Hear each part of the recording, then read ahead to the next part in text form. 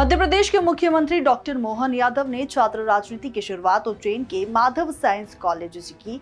1982 में वे 17 साल की उम्र में यहां पढ़ने पहुंचे। इसी साल कॉलेज में सचिव भी चुने गए। सीएम यादव को पीएचडी कराने वाले प्रोफेसर गोपाल कृष्ण कहते हैं कि उन्हें पहले से पता था कि वे मुख्यमंत्री बनेंगे। आइए उन्हीं से सुनते हैं उन्होंने सीएम मोहन यादव के बारे में और क्या क्या कहा है। देखिए, एक तो ये बताना चाहूँगा मैं कि वो प्राइवेट उन्होंने पढ़ाई की थी, एमए की, और वो वैयक्तिक रूप से की थी। यहीं इसी घर में, इसी कमरे में आके वो एमए की पढ़ाई लगातार 2-1 महीने पेपर से पहले करते थे आके अपने मित्रों के साथ। 2-1 मित्र उनके साथ होते थे। सॉरी, उस समय प्राधिकरण के अध्यक्ष थे, काम बहुत होता था। फिर भी वो 9 बजे, 10 बजे, कभी 11 बजे, कभी 8 बजे 2-3 घंटे के लिए आते थे। लगातार वो पढ़ते थे, हर परीक्षा से पहले, हर पेपर से पहले। क्योंकि मैंने उन्हें जब पीएचडी और एमए की बात की, मैंने कहा बहुत सिंसियरली आपको पढ़ना पड़ेगा, and I will help you, मैं मदद करूँगा आपकी। तो मैंने बिल्कुल उस समय बहुत व्यस्त होने के बाद भी उनको घर पे ही, मतलब जैसे अपन अपने भाई बहनों को पढ़ाते हैं वैसे ही पढ़ाया। और एमए की परीक्षा पास की उन्होंने, और अच्छे पास की। मतलब जब वो परीक्षा देते थे तो लोग दंग रह जाते थे, कितना लिख रहे हैं ये, एक के बाद एक कापियाँ भरना, लिखते चले जाना, गर्दन नहीं उठती थी उनकी। उन तीनों में हाईएस्ट मार्क्स भी वही लाए थे। खैर, उसके बाद मूल पर्पज़ उनका एमए करने का था, पीएचडी करना। क्योंकि राजनेताओं को पीएचडी करने की आकांक्षाएं पैदा हो जाती है, लोग बता देते हैं कि आप पीएचडी करेंगे। तो आप देखिए ना, अभी डॉक्टर मोहन यादव के रूप में जाने जाते हैं। पीएचडी का निर्णय लिया तो हम लोगों ने तय किया किस विषय पे की जाए।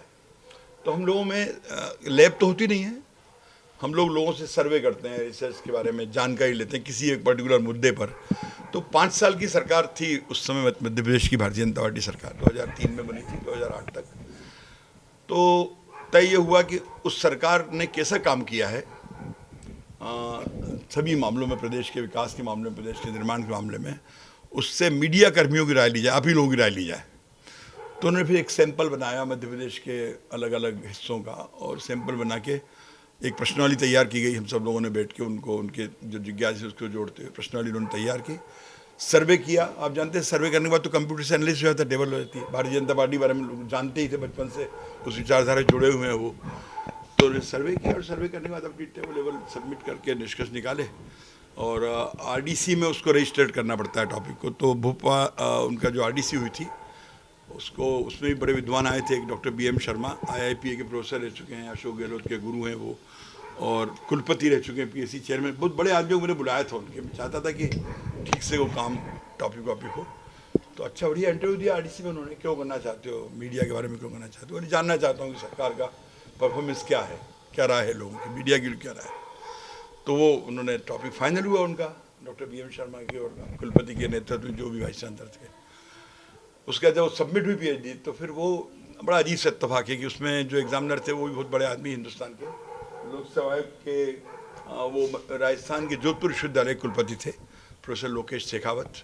बड़े आदमी हैं, उनकी विचारधारा के भी इत्तेफाक से हैं वो आए थे वाइवा लेने के लिए। उन्होंने थीसिस जांची, एक एग्जामिनर थे, मुझे याद नहीं उनका नाम क्या था, और उन्होंने पीएचडी की परीक्षा के लिए तिथि की एक औपचारिकता होती है बाद में, वाइवा की, मौखिकी की, उसके लिए वो आए। उन्होंने, क्योंकि कुलपति थे, व्यस्त होने का टाइम दिया उन्होंने जन्माष्टमी का। तो इत्तेफाक ये था कि जन्माष्टमी का दिन था, डिपार्टमेंट खुलवाया गया। उस डिपार्टमेंट में फिर उन्होंने मौखिकी परीक्षा दी, 1 घंटे। सारी फैकल्टी, मैडम वशिष्ठ, डॉक्टर निशा वशिष्ठ, दीपिका वगैरह सब थे, सारे लोग थे, और उनकी मौखिकी संपन्न हुई। राइट। तो इंटरेस्टिंग है, मोहन शोधार्थी, जन्मदिन कृष्ण का, और गाइड गोपाल कृष्ण, और फिर फलाहार हुआ इस कान में। इससे बढ़िया इत्तेफाक क्या होगा। आज मुख्यमंत्री बने हैं। हाँ, मुख्यमंत्री बने हैं, निश्चित रूप से। तो कैसा लग रहा है आपको? नेचुरली कोई भी फील करेगा, अपने नगर का है पहली बात, फिर नज़दीक है, सम्मान करते हैं, प्रेम करते हैं, चिंताएं करते हैं, पर्सनल चिंताएं भी करते हैं वो। जब कोई पर्सनल प्रॉब्लम आई तो he was always with me, और वो है, मतलब एक शिष्य को।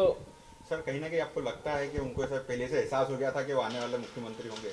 उसका ये कहना चाहूँगा कि मैं अपने मित्रों के साथ ग्वालियर में बैठा हुआ था, और ग्वालियर में मेरे एक, जिस आंदोलन का मैं अध्यक्ष हूँ मध्य प्रदेश के यूनिवर्सिटी पेंशनर्स का, वो पेंशन पूरी मिलती नहीं है। मिनिस्टर एजुकेशन के रूप में काफ़ी कुछ न किया है, अब सीएम में तो बन ही जाएगा, ये मामला हो जाएगा सॉल्व। तो मैं बैठा हुआ था भोपाल, उनका फ़ोन आया ग्वालियर में, गेस्ट हाउस में, 2-4 लोग और भी बैठे हुए थे। और उस समय क्या था, शिवराज सिंह चौहान को लेकर एकदम तेज़ी से अफवाह मिली कि इनको हटाया जा रहा है। आपको याद हो, 21 की बात कर रहा हूँ। उस समय तो मैंने सहज भाव से उनसे कहा, मोहन जी एक काम कीजिए, जो मध्य प्रदेश की राजनीति अब पूरी तरह से ओबीसी सेंट्रिक है, अदर बैकवर्ड क्लास का, पिछड़े वर्गों का बाहुल्य 45% से ऊपर।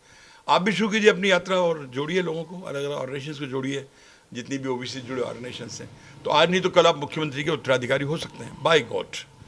और मुझे नहीं मालूम था कि जो कह रहा हूँ वो 2 साल में पूरा हो जाएगा। हो गया, चांस की बात है। मेरा आशा तो ये था कि 5-6 साल में जब सीएम का टर्म खत्म होगा तो, और इतने आसपास दिखते भी नहीं दूसरे उस तरह के लीडर, पढ़े लिखे, तेज तर्रार, पढ़े लिखे, समझदार, रात दिन काम करने वाले। काम करने के प्रति आप सब जानते हैं कि वो बहुत भिड़ के काम करते हैं। वो जो ठान लेते हैं वो करके रहते हैं। कई बार मैं कहता था उनसे कि देखिए मोहन जी, लोग आपके साथ में लोग गड़बड़ कर रहे हैं चुनाव में, ऐसा नहीं हो कि आपके साथ वो हो जाए। बोले नहीं सर, मुझे सम्मान कौन क्या कर रहा है, मैं निकाल लूँ, आप चिंता मत कीजिए, ये कहा करते थे वो। तो आप लोग भी जानते हैं कि किस तरह से इनके चुनाव गुरु ने जीता है और निकले अल्टीमेटली। तो कॉन्फिडेंटली काम करते हो, पढ़ते लिखते बहुत हैं। कई किताबें उन्होंने मुझे पढ़ने को दी, मेरी पत्नी को दी, मैं उनको दिया करता था। और ख़ास तौर से द्वापर का साहित्य, कृष्ण का उनके विषय है। जब मैं बता रहा था कल कलावती जो उनकी बहन है, कि देखिए ना बहन इस तरह से उनका हुआ, उनके दोनों बेटे भी जन्माष्टमी पैदा हुए हैं, अलग अलग दिन, मतलब ये नहीं कि ट्विंस हैं। तो बहन ने मुझे बताया, मैं चौंक गया, बन गया जो कुछ तो है अलग हट के। एनीवे, तो यही सब है बेटे। Thank you very much. Professor Gopal Krishna ने बताया कि जिस दिन मुख्यमंत्री का चयन होना था उसी दिन सुबह 6 बजे मोहन यादव से मेरी बात हुई थी।